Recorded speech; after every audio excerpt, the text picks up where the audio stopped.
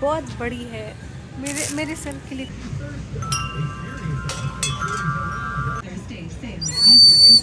So cute. Oh.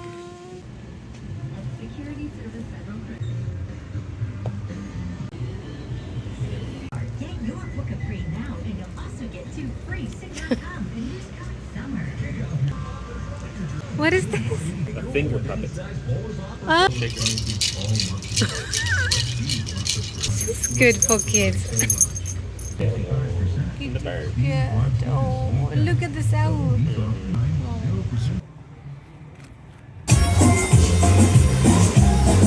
The spoon changes color when it becomes.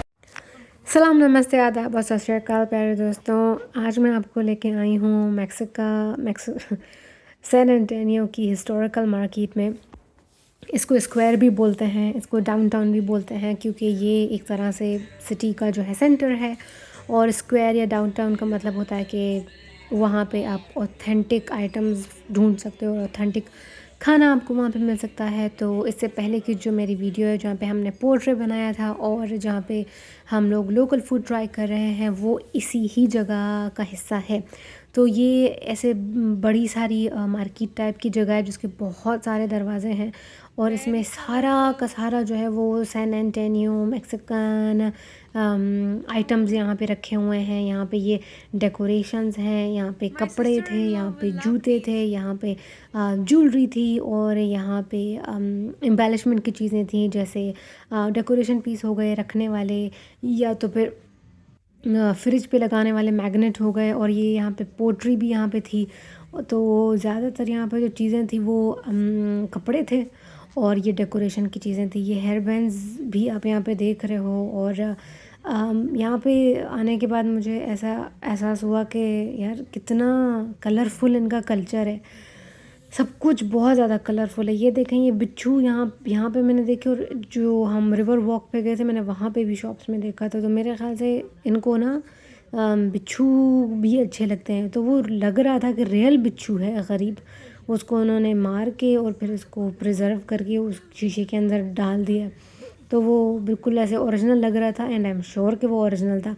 अच्छा जी, बच्चों के बहुत सारे टॉयज़ हमने देखे और ये वाला ऐसे था कि इसको आप जो बॉल है उसको वापस आप उसके सेंटर में लाते हो, उसको वो जो है दोबारा से वापस आ जाना चाहिए। तो आई थिंक ये ऐसे कैलकुलेशन और बैलेंस का सिग्निफिकेंस है इस टॉय के पीछे, जो कि अच्छा है बच्चों के लिए। और ये तो मुझे बहुत अच्छे लगते हैं टिंग टिंग करते हुए। लेकिन यार मैंने कहा कि भाई कोई भी चीज़ नहीं लेनी है, मतलब फ़जूल में क्या करना चीज़ें ख़रीद के। मेरी अम्मा एक बड़ी अच्छी बात करती है। अच्छा, this was finger stuff toy, वो जो पपेट के जैसा होता है। तो ये अच्छा था। आज मैं जिस उसमें इंस्टीट्यूट में गई थी सुबह, तो वहाँ पे मैंने एक लेडी को देखा। वो लेडी जो है 2 दाने एक स्कॉर्पियो लेके आई। स्कॉर्पियो नहीं वेट अ मिनट, यार वो जिसकी बहुत सारी टांगें होती हैं, ऑक्टोपस। एक वो ऑक्टोपस लेके आई थी और दूसरा वो लेके आई थी झींगा। तो ऑक्टोपस के अंदर आप एक ही उंगली डालते हो और फिर उसको ऐसे ऐसे करते हो और बच्चे कहते हैं ओह द ऑक्टोपस इज़ अलाइव। दूसरा जो वो झींगा था उसके अंदर आप 3 डालते हो, एक उंगली उसके हेड में चली जाती है, 2 उंगली उसकी टांगों में से स्प्रेड आप कर लेते हो। और फिर आप उसको जब उंगली को ऐसे मूव करते हो तो लगता है कि वो जो है झींगा वो मूव कर रहा है और आपकी तरफ आ रहा है। तो मैंने कहा यार ये बहुत अच्छा है बच्चों के लिए। फिर मैंने उससे पूछा कि ये मेरे ना खैर से 9 हमारे मेरे 3 भाई हैं, उनके खैर से 9 बच्चे हैं माशाल्लाह माशाल्लाह। तो ये मुझे बताओ तुमने कहाँ से लिया? वो मुझे कहती है my goodness, 9 of these stuff toys. उसने बोला ये तो तुमको बहुत ज़्यादा महंगा पड़ेगा, क्योंकि एक दाना उसने लिया था $15 में। तो $15 को मल्टीप्लाई करो यार कितने से, 9 से। तो उसने बोला बहुत तुमको महंगा पड़ जाएगा। फिर मैंने कहा यार ऐसा मैं कर सकती हूँ कि मैं तीनों भाइयों के लिए एक एक दाना ले लूँ, तो उनके बच्चे जो हैं वो फिर शेयर कर लें और फिर 1 बाय 1 खेलते रहें। अच्छा ये देखें, ये कठपुतली भी थी, लेकिन मेरे ख्याल से बस ये बच्चों को फैसिनेट कर सकता है, बच्चों के साथ खेलने के लिए अच्छा है और बच्चों के एक दूसरे के साथ खेलने के लिए भी बड़ा ये पॉजिटिव गेम हो सकती है कि वो अपनी इमेजिनेशन यूज़ करें कि अच्छा अब कठपुतली है, कोई पीछे से सिनेरियो वो लोग इमेजिन कर लें कि कठपुतली स्कूल जा रहा है या कठपुतली खेलने जा रहा है या वो काम पे जा रहा है या वो खाना बनाने जा रहा है। इस तरह से कोई चीज़ इमेजिन करके फिर कठपुतली को मूव करना और फिर जो बंदा उसको मूव कर रहा है वो बातें भी करे, फिर जो दूसरा बंदा है वो उसका रिस्पॉन्ड करे, उससे सवाल जवाब पूछे। तो मैंने कहा यार ये बच्चों के लिए बहुत अच्छे हैं क्योंकि इमेजिनेशन उनकी जो है वो स्ट्रॉन्ग होती है। हाँ, ये जो है बांसुरी थी और उसको मैंने बजाया भी, अच्छी बांसुरी थी। बाकी ये इयररिंग्स वगैरह तो थे लेकिन दे वर वेरी वेरी एक्सपेंसिव।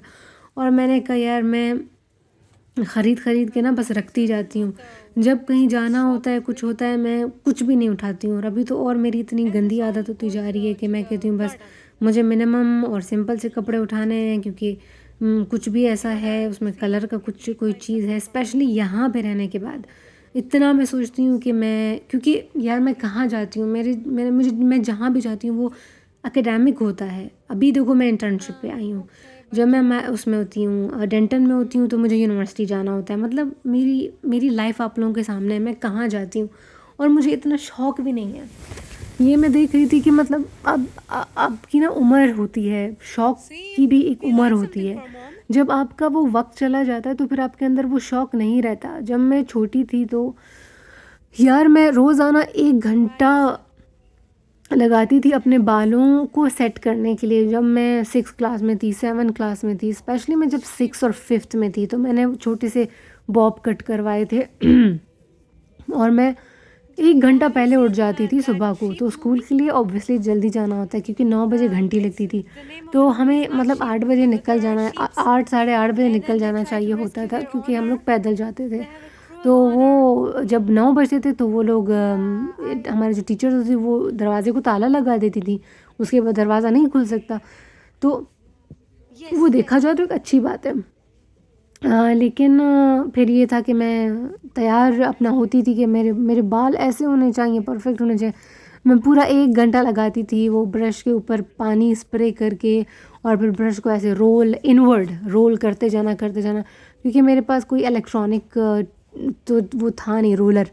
तो और अच्छी बात है कि इलेक्ट्रॉनिक नहीं था, उससे बालों का और बेड़ा गर्क हो जाता है। तो जब मैं ये टॉय शॉय देख रही थी तो मैंने कहा यार ये बच्चों के लिए बहुत अच्छे हैं। और इसके अलावा जो ज्वेलरी देख रही थी तो मैंने कहा यार डू आई वेयर इट तो अभी भी यार स्ट्रगलिंग टाइम ही चल रहा है।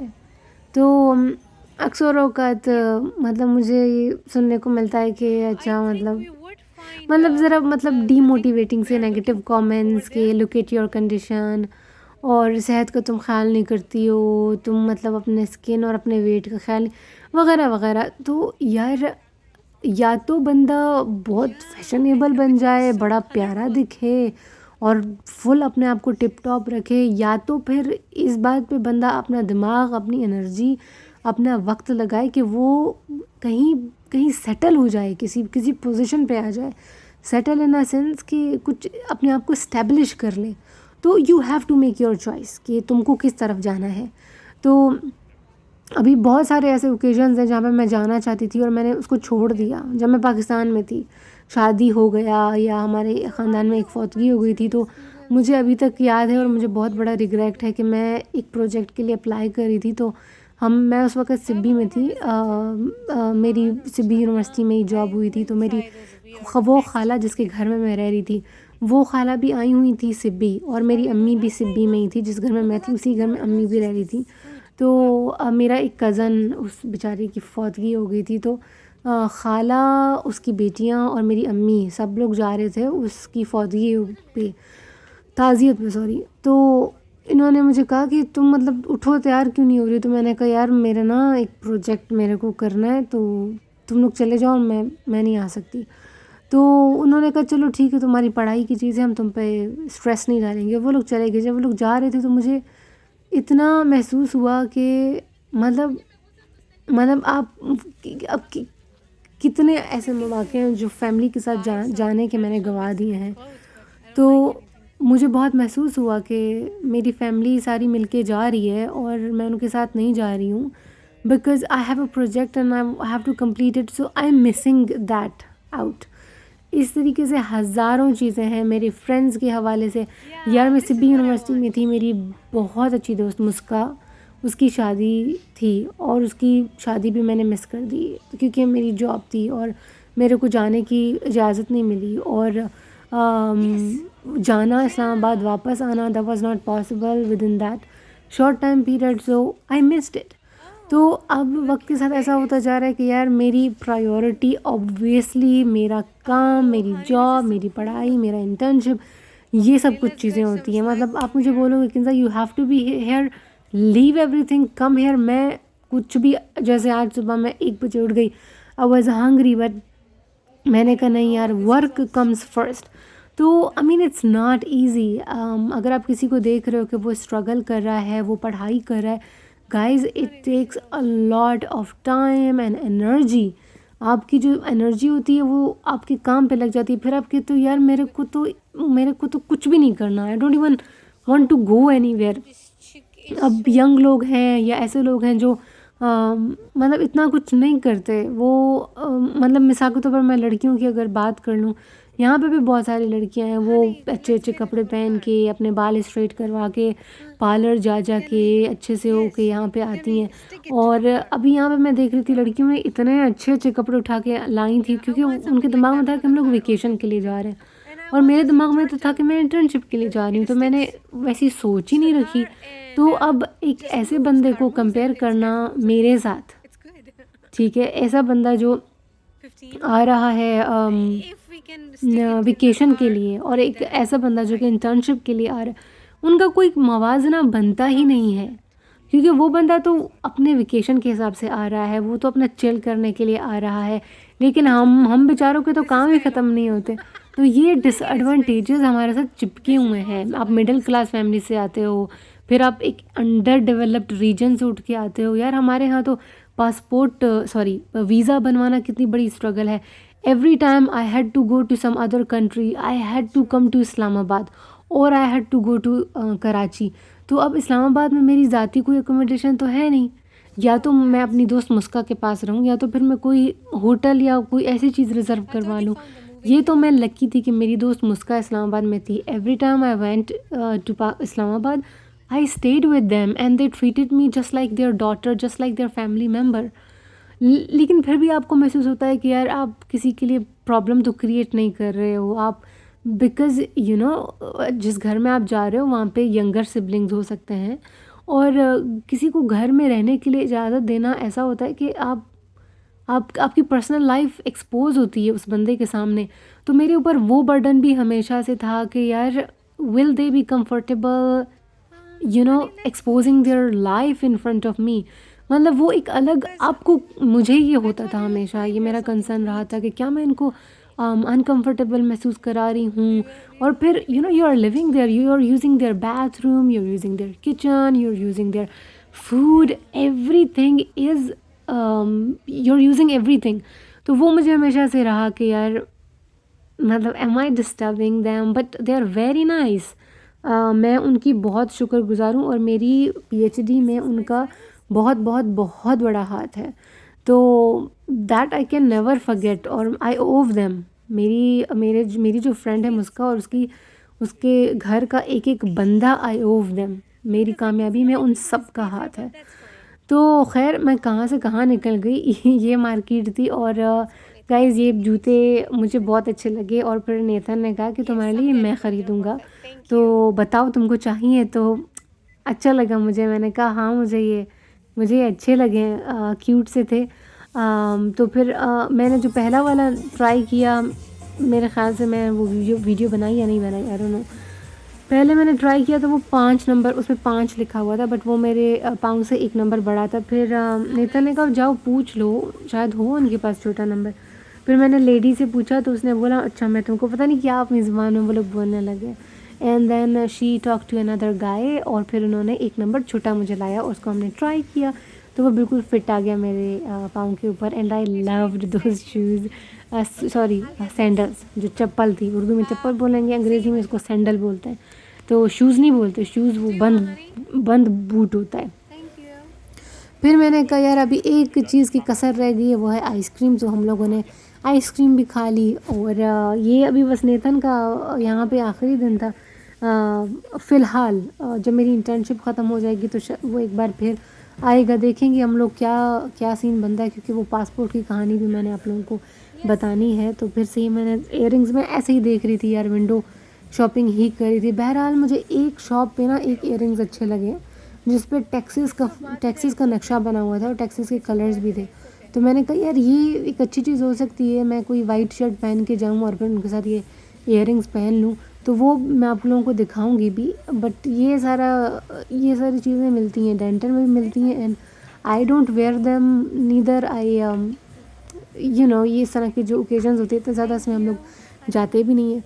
तो मैं जस्ट देख रही थी इनको। हाँ, यहाँ पे मुझे एक इयररिंग बहुत अच्छे लगे थे, ब्लू स्टोन था उसमें। यार ये देखो, ये चम्मच ऐसा है, इसको ठंडा करो उसका कलर चेंज हो जाता है। ये सीटी थी वो जो पहले मैंने आप लोगों को दिखाई थी, ये जो है बचती भी है। अच्छा, ये जो मास्क शास्क थे, और नेथन मुझे बता रहा था कि यहाँ के जो रेसलर्स हैं वो मास्क पहन के लड़ाई करते हैं, तो ये उनके कल्चर का हिस्सा है। जो ये प्रोफेशन है, ये जो मारपीट वाला प्रोफेशन है, उसमें ना ये लोग मास्क पहन के लड़ाई करते हैं। खैर गाइस, देखें यहाँ पे कितने सारे डेकोरेशंस हैं, और कप शप भी यहाँ पे थे, और इसको तो आप बाकायदा यूज़ कर सकते हो। मुझे जमाई आ गई। ये मुझे मैग्नेट्स अच्छे लगे थे बहुत। ये जो उसके फ्रिज के मैग्नेट्स हैं वो मुझे बहुत अच्छे लगे थे, लेकिन मैंने कहा यार कुछ ऐसी मैं चीज़ ख़रीदना चाहूँगी जो मेरी अम्मा के लिए, ऐसी चीज़ ख़रीदना चाहूँगी जिससे मेरी अम्मा रिलेट कर सके। तो ऐसा कुछ मुझे मिल नहीं रहा था। अमेरिका का झंडा मैं ले लूँगी अम्मा के लिए, ताकि उसको जब भी वो अमेरिका के झंडे को मेरी अम्मा देखेंगी तो उनको याद आएगा कि उनकी बेटी अमेरिका में है। एंड या my mother absolutely loves it. It's a matter of proud for her that I'm in America, and I made it myself. मैंने खुद किया। एंड यार, आप कोई चीज़ अचीव करते हो तो उसका क्रेडिट लो, उसको ऐसे मत करो कि ओन द क्रेडिट, बिकॉज़ आपको पता है कि आपने कितनी स्ट्रगल की है उस चीज़ को पाने के लिए, उस मकाम तक आने के लिए। तो आप सोने के चम्मच लेके पैदा नहीं हुए थे, आपको थाली में सब कुछ नहीं मिला था। बहुत सारे लोग हैं जिनको थाली में सब कुछ मिल जाता है।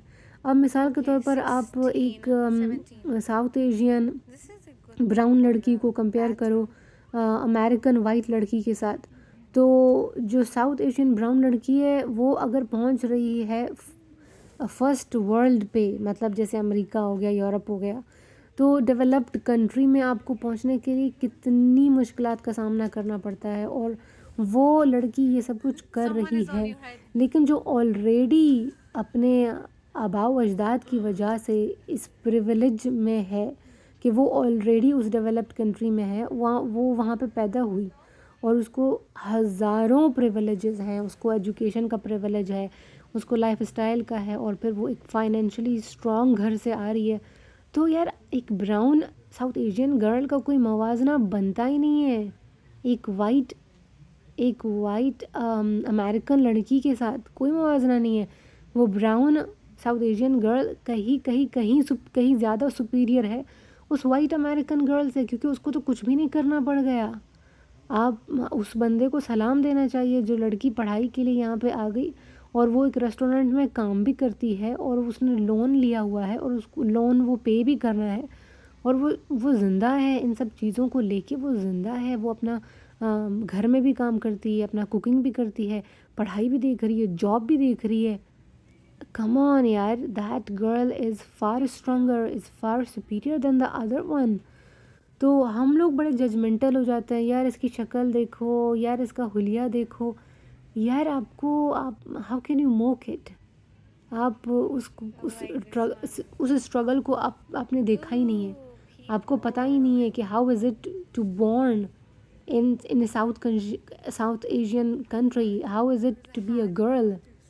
आपको कोई अंदाज़ा नहीं है। तो अगर कोई लड़की वहाँ से उठ के यहाँ आ रही है, my goodness, that girl is a goddess, you believe it और नॉट। बट वो जो लड़की है उसको बताना पड़ेगा, उसको इस विजिबिलिटी पे बात करनी पड़ेगी कि see how difficult it is and I have done it. Could you have done it if you were on my place? तो इस बात पे ज़रूर बात करनी चाहिए और मैं ज़रूर इस बातों पे बात करूँगी। मैं ज़रा रेसिज़म वगैरह फेस कर रही हूँ और मैं इस पे ज़रूर बात करूँगी। Guys that was the vlog, thank you for watching.